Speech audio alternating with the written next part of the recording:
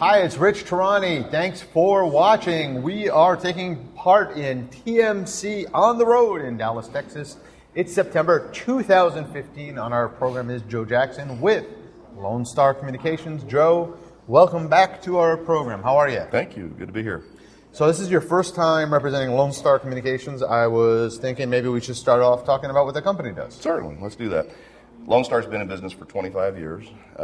We specialize in clinical systems integration, health, life safety communication systems integration in both healthcare and K through 12 education. We focus principally on very, very large hospitals and doing clinical workflow automation, things of that nature. So in the patient setting, from an IT perspective, everything that we do is IP based, but we're not really part of the traditional IT network. We interface to the network, but all the various devices, like the ability to track a nurse inside the building and integrate that into workflow, automation. Patient pushes the button. I need a nurse. We can track how fast they get to the room. If the nurse needs assistance, they can, do all those kinds of things. The objective being is, these large hospitals in particular, driving efficiency, minimizing risk to the patient, improving safety, improving patient satisfaction. And what position in the hospital or education, like is it a CTO, CIO? Who calls you? So typically on the healthcare side, it's the CIO and the chief nursing officer, the two key decision makers. On the K through 12 education, it's typically the key decision makers. The superintendents or the security executives are the ones. It's interesting. Over the past 5 years, with the implementation of the Affordable Care Act, so much is now being driven from a provider standpoint, to have ongoing improvements as it relates to patient safety, patient satisfaction. If you go into a hospital for a procedure, you're going to get a call, and that call is going to be taking you through a prescribed list of questions to determine your satisfaction level. Was it a quiet environment? Was it a caring environment? Those kinds of things. That then goes back to an average, and that determines how much that hospital provider is paid by Medicare, Medicaid on those procedures that were given at the end of the year. Right? There's a slice, a 2% slice that's withheld at the end of the year, and if they meet the goals, right, they get to have that money. If they don't, they don't. So hospitals, providers in particular, the large ones, are investing heavily in systems like ours that allow them to be able to measure things proactively. If a patient is about to get out of bed, they want to know that to stop the possibility of a fall. Right? If a patient needs assistance, they want to make sure that they're getting it very, very timely. Right? So automatic escalation. If the first line of defense isn't available, the second person, and so forth and so on. It's so interesting. We were talking a moment ago, from our past. It's interesting how history's repeating itself. In our telephony days, when we went from proprietary technology to open systems, IP-based, right? That very much is happening right now in the clinical setting as well as K through 12. Moving from a hardwired proprietary piece of hardware that managed clinical communications to a set level of things for many, many years, decades. Hardwired to do a dozen things really, really well and never break. Moving from that to an environment now that literally allows us, like IVR did, to do whatever is necessary, right? To morph with the business as the needs of the business changes over time, right? Let's not limit the provider, the healthcare provider, to a set number of things they can do, right? They're constantly focused on continuous improvement.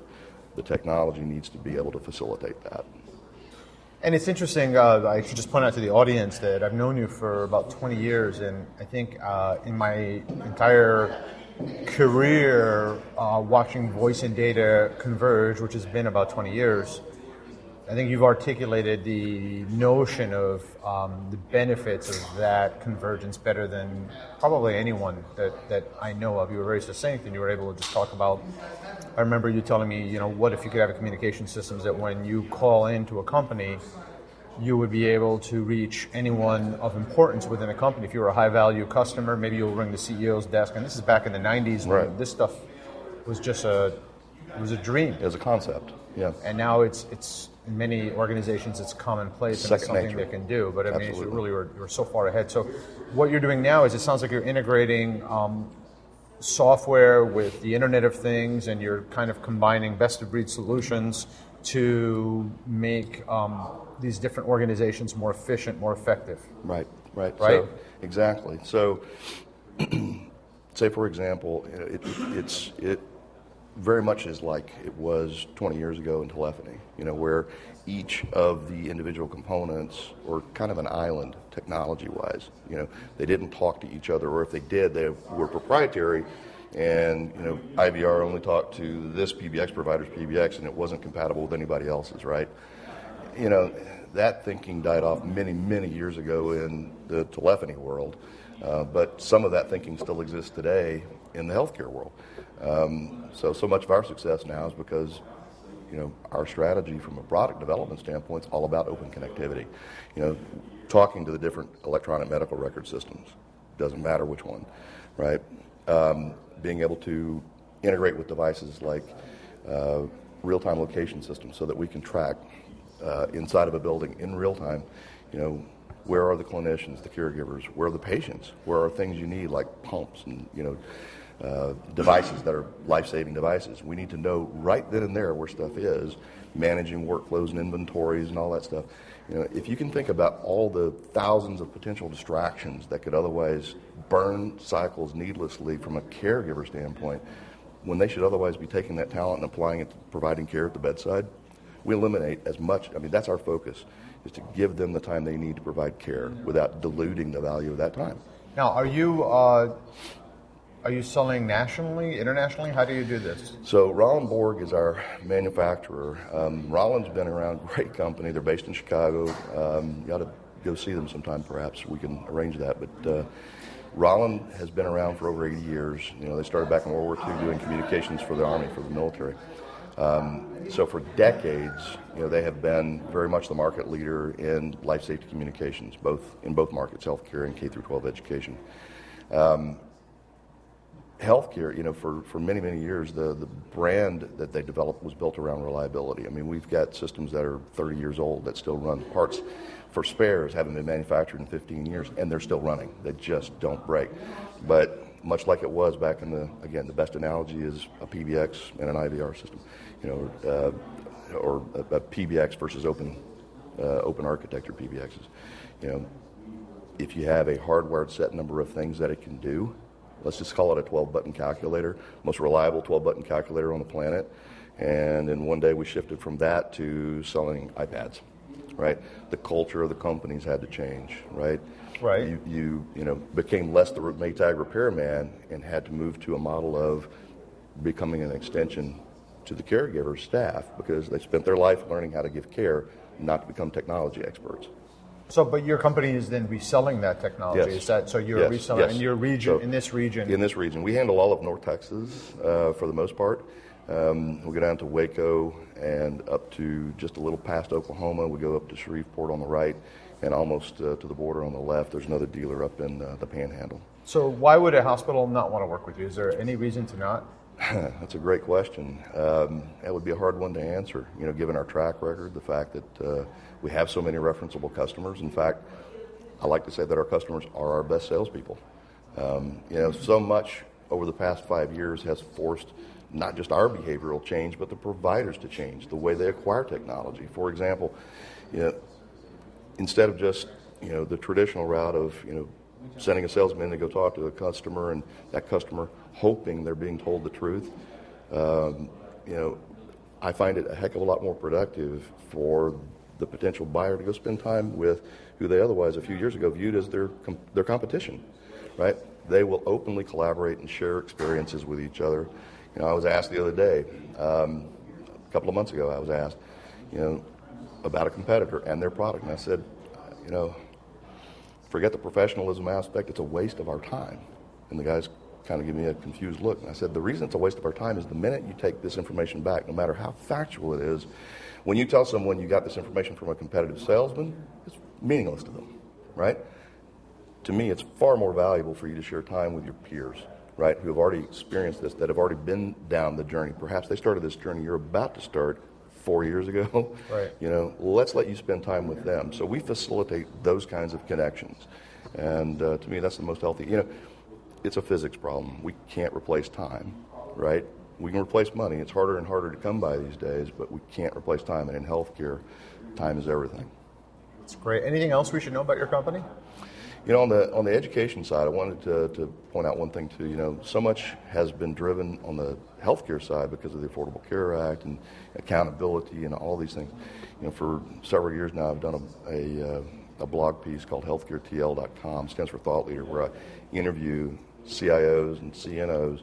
I've done over 100 interviews, and I do about 2 to 3 a month.